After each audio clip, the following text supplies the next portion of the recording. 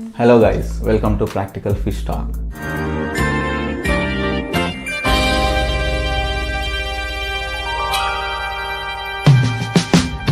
It is very important for you guys to maintain a good diet plan for your fish.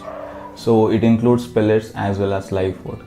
Pellets, if you want to buy different types of pellet food from pet store, and if you want to buy really good quality food, then it costs a lot. So it is not that cheap. 100 grams, I know I don't want to mention the brand, 100 grams or 150 grams, it will cost like 200-250 rupees in Indian rupees.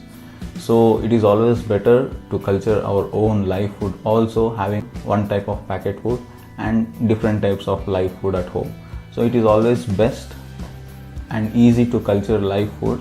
You just have to know the technique, how to manage them. The maintenance is important.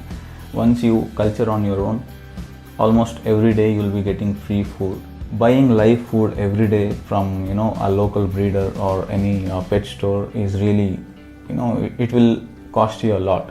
So instead of buying live food from pet store or local breeder, you can culture on your own. There are a lot of live foods which you can culture at home, be it Daphnia, Moina, grindelworms and bloodworm. Live food will contain more protein, so it is always beneficial for your fish's growth and color development also. So giving live food will actually keep your fish happy and they will live long. Today we are going to talk about how to culture grindelworms. Without wasting any time, let's see how to do it.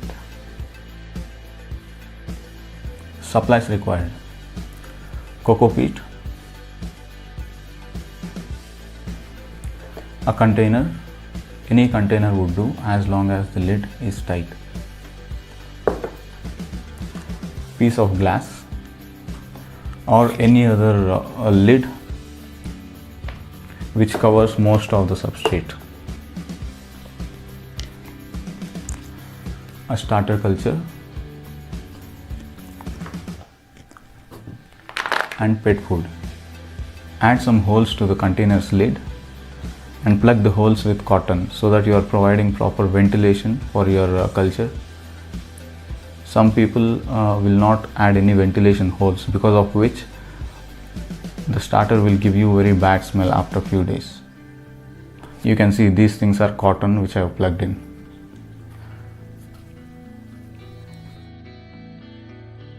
So first you should add some water to cocoa fiber.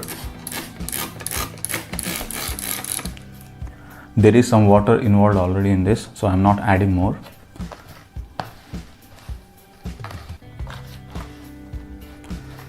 If you squeeze this, just a few drops of water has to drip, not more than that.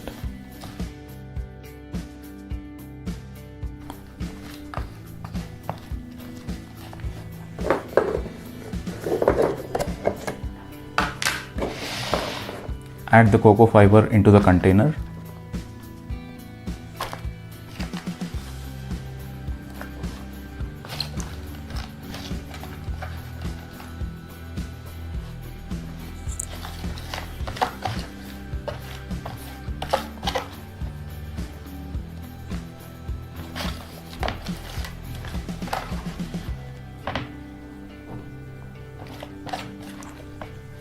Two inches is enough, but if the container is big enough, then you can add 3 inches also. There is no problem with that. Level the substrate. Don't make it too tight.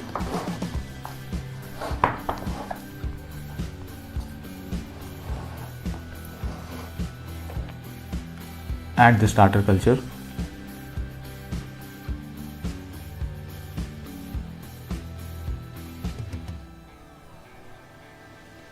Place one pellet of dog food or cat food initially, because the starter culture is very less, so it will not be able to consume this complete pellet initially. Once it starts growing, then they will consume more. So initially start feeding it only with one pellet. Spray some dechlorinated water on the food as well as the complete substrate.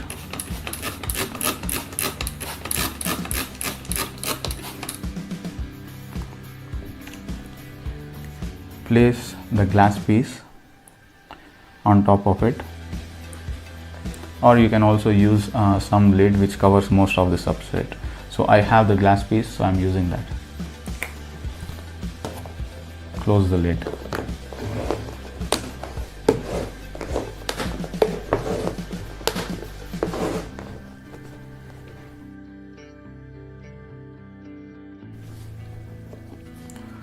You will have to change the food every 24 hours.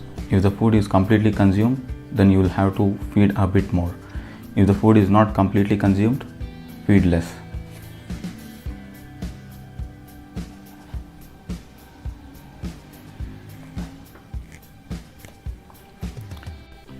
Spray some water.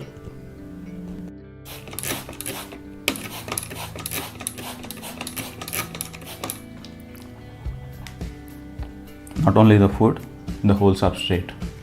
Place back the glass.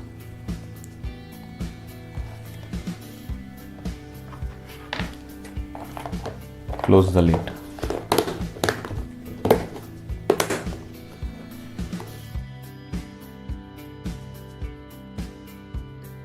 Every 3 months, you will have to replace 50% of cocoa fiber inside the container. The old cocoa fiber you can either use for a new culture, or you can use it for any plantation purpose. My brother and my mom will use the used cocoa fiber to their plants. They have a lot of plants at home, so they will use it for plantation purpose, or you can use it for a new culture. Lift the glass and dip that glass into the glass of water, so that the worms which are sticking to the glass will get released into the water.